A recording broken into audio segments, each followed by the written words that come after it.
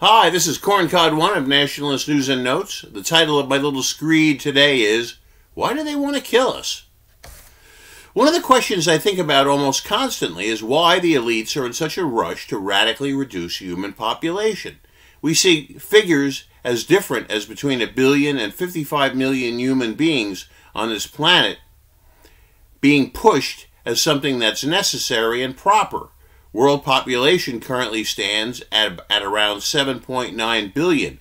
Getting world population down to 1 billion or less seems a rather crazy and immoderate idea.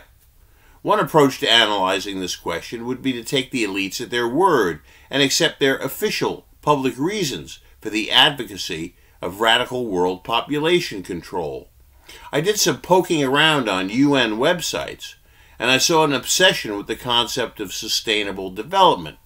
Our masters are of the opinion that in the future there will not be enough resources on the planet to sustain human population at current levels. I frankly think this theory is crap and has been discredited in the past. In the 70s, a man named Ehrlich wrote a book called The Population Bomb, positing that the world was headed toward a Malthusian nightmare, and that by the 80s and 90s, millions of people would be starving to death on the streets. This never came to pass. There were massive technological breakthroughs known collectively as the agricultural revolution, and this great die-off that was predicted never happened. Another 1970s crazed obsession that I actually lived through was the energy crisis. During the 1974 Yom Kippur War in the Middle East, there was a temporary shortage of gasoline in the U.S. OPEC, angry about U.S. support for Israel, cut off supplies to the United States.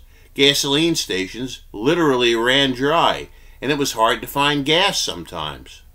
This led a lot of so-called experts to say that the world was running out of oil. The oil crisis quickly went away after 1974, because the oil companies ended up doing a lot more exploring for oil and found it.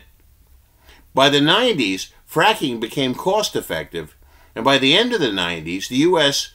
became theoretically energy independent. In the U.S., we don't have an absolute need for outside sources of oil and could do fine for 100 years on our own resources if we had to. I think even now the typical man on the street isn't buying the whole global climate change narrative because the whole thing is phony. 20 years ago, they predicted that by now the island nation of the Seychelles would be completely underwater by now. But the Seychelles are doing fine, and your grandchildren will no doubt be visiting the place on holiday. So, now back to my original question. Why are the multi-billionaires still pushing these doomsday narratives? Perhaps they think that computerization and mechanization will cause them to make less profit. On the other hand, businessmen, however, are not above believing their own BS. The human capacity for self-deception is pretty high. Like so many other things, the people just below the multi-billionaires in the global pecking order mouth the slogans and platitudes of their masters in order to remain successful and make the big money boys happy so they can gather up the crumbs under the tables of the puppet masters. People are more than happy to say things they don't believe if it means a bigger paycheck. Some folks are so craven that they will change their sincerely held opinions for lies and actually think that they're doing right because they never stood up for an unpopular truth in their lives. Another area of consideration concerns more esoteric reasons on the part of the big boys.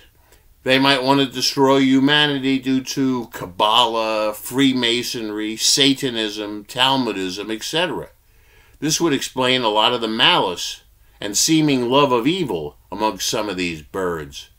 This would explain the great yen our leaders have for pedophilia. I haven't completely figured it all out, but as someone trained in history, I know that singular causes for grand changes in humanity are pretty rare. This is Corncod One of Nationalist News and Notes, signing off.